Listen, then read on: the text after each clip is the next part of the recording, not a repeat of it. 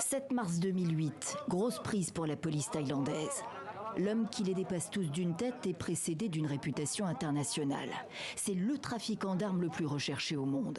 Nationalité russe. Le marchand de mort Victor Bout a été piégé par l'Agence fédérale américaine des stupes, lui qui croyait faire affaire avec des trafiquants de drogue colombiens à Bangkok. Il est fou de rage et crie à l'injustice. Les Américains, ils ont assez de temps, ils ont assez d'argent et des moyens d'État pour ramener ici les preuves et montrer ça à le juge ici.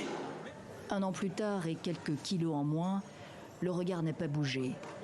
Acier. Quelles sont vos attentes aujourd'hui? Aucune attente. Bout est épinglé pour avoir voulu livrer des armes à un groupe considéré terroriste par Washington. Un baiser à sa femme devant les caméras.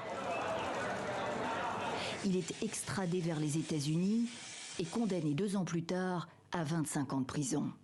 Il rejette toutes les charges et s'enferme dans le silence. Les Américains n'obtiendront rien de celui qui avait investi tous les fronts de guerre dans les années 90. Afrique, Amérique latine, Proche-Orient, le Libyen Kadhafi, le Libérien Charles Taylor, mais aussi les 2 parties belligérantes en Angola, entre autres, sans oublier les FARC. À tous ses clients, il livre des armes et des munitions tirées des arsenaux de l'ex-Union soviétique. Pour cela, il a constitué sa propre flotte aérienne. Un business intégré, lucratif, pour l'ancien traducteur de l'armée de l'air soviétique qu'il est et qui parle au moins 6 langues. A-t-il bénéficié de soutien et d'aide au sein même du pouvoir russe? Aux journalistes qui l'interrogent à Moscou du fin fond de sa prison américaine, il dément les liens avec l'ex-vice-premier ministre Igor Sechin, un allié de Poutine, ainsi qu'avec les renseignements militaires russes, le GRU. Plus de 10 ans s'écoulent.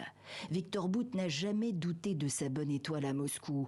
Ce 9 décembre 2022, il a donc été libéré contre une basketteuse américaine condamnée pour possession de hashish, un marchand d'armes contre une sportive. C'était ça ou rien, explique-t-on à Washington.